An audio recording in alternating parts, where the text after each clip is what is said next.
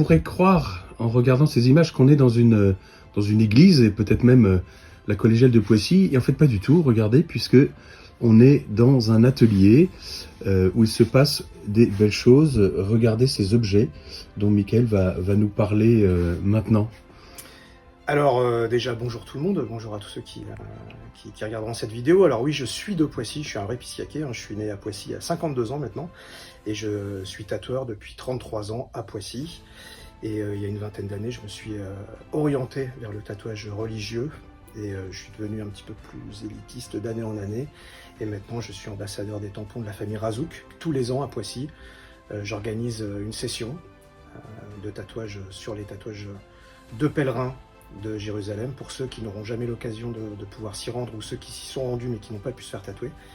Et j'organise maintenant aussi des événements au Mont-Saint-Michel au mois de septembre, et la Aigues-Mortes pour la fête de la Saint-Louis au mois d'août. Et alors donc, il y a des vitraux de Poissy que tu as tatoués sur de nombreuses personnes du monde entier qui viennent te voir. Ah oui, du monde entier. Par ma dernière semaine de travail, j'ai pas eu de Français. J'ai eu 2 Américains et une Vénézuélienne qui sont venus se faire tatouer. Je les emmène toujours à la collégiale. J'ai tatoué beaucoup des vitraux de la collégiale. La statue aussi du Christ qui est en arrivant à gauche, où il a les cordes, il a les mains liées. Ça, je l'ai beaucoup tatoué aussi.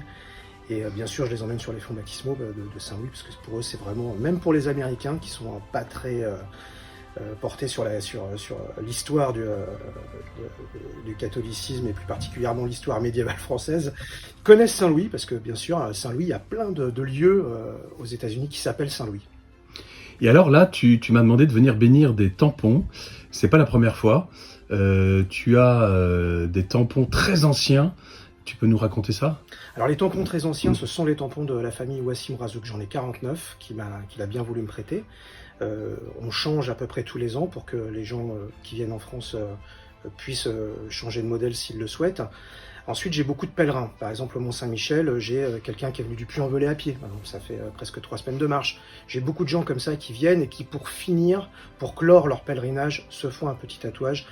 Un petit peu ce qui se passe toujours aujourd'hui, mais depuis 500 ans à Notre-Dame de Lorette, en Italie. C'est une vraie culture du tatouage. Ce qu'on appelait des piqûres publiques, c'est-à-dire qu'il y avait des tatoueurs de rue qui faisaient ça, un petit peu comme à Jérusalem, qui proposaient des modèles et qui tatouaient les gens une fois que le pèlerinage était terminé. C'est exactement ce qu'on fait. On revient à l'essence des proto-chrétiens qui se faisaient déjà tatouer des petits poissons, des choses comme ça, dès le 1er siècle. Oui, on sait que beaucoup de chrétiens se font tatouer, comme tu dis, un petit poisson, une petite croix. C'est aussi un moyen, dans des pays où les chrétiens sont martyrisés, de rester fidèles jusqu'à la fin, ils disent. Bien sûr, la persécution, c'est dans beaucoup de pays.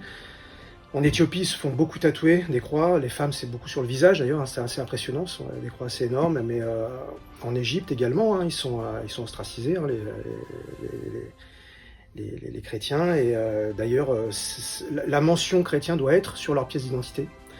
Et c'est pour ça d'ailleurs que chez les coptes égyptiens, le baptême, c'est toujours un petit tatouage, une petite croix.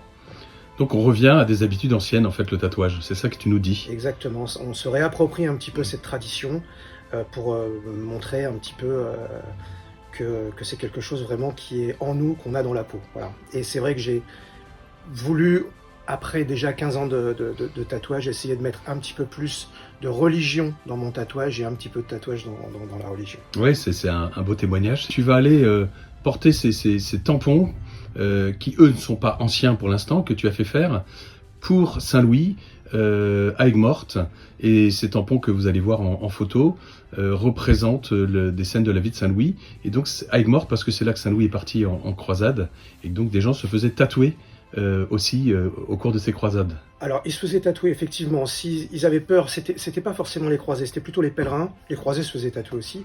Mais les pèlerins avaient peur de mourir en terre musulmane et de se faire enterrer de façon pas chrétienne, en fait. Donc, ils se faisaient une petite croix de Jérusalem sur le poignet, principalement. Et c'est vrai que l'association, la fête de Saint-Louis, m'a proposé de venir pour faire à peu près ce que je faisais déjà au Mont-Saint-Michel, c'est-à-dire proposer des tampons de pèlerins. Il y a eu un engouement tout de suite, les gens qui habitent dans le sud ont sauté sur l'occasion. C'est une fête qui existe depuis une trentaine d'années, une fête médiévale, et c'est vrai que Saint-Louis a construit Aigues-Mortes, justement a construit ce port, à sécher un petit peu toute cette région qui était très marécageuse pour pouvoir construire ses bateaux et pouvoir aller en croisade. Donc c'est un petit peu le saint patron de la ville. Et je suis très heureux justement de pouvoir participer à ce genre d'événement. Je pense qu'en France, on va avoir de plus en plus comme ça de choses qui vont se relier, puisque les gens sont quand même en quête justement d'identité et de retrouver justement ce genre de choses. Oui, et c'est intéressant, tu me disais que tu avais beaucoup de catéchumènes, donc justement des gens qui sont en quête de foi, de sens à leur vie, de catéchumènes qui viennent te voir pour justement qu'ils gravent sur leur peau cette foi qu'ils ont redécouverte. Tout à fait, et ce qui est encore plus étrange, c'est qu'en parlant avec eux, on se rend compte que ces gens-là se font un tatouage. Ils ne se referont pas tatouer, c'est-à-dire que ce ne sont pas des gens qui auraient poussé la porte de mon salon si ce n'avait pas été pour ça. Voilà, c'est-à-dire que j'ai affaire à une clientèle qui n'est pas forcément orientée tatouage, qui ne se serait jamais fait tatouer, mais là, pour la foi, ils se font tatouer. Ben Michael, un immense merci. On sera en communion de prière, la paroisse, mardi prochain, 25, puisque nous fêtons la Saint-Louis, on célébrera la messe avec toi, Aigues-Mortes, et tous ceux qui vont venir chercher ce signe de foi. Et merci pour ce beau témoignage. Merci beaucoup.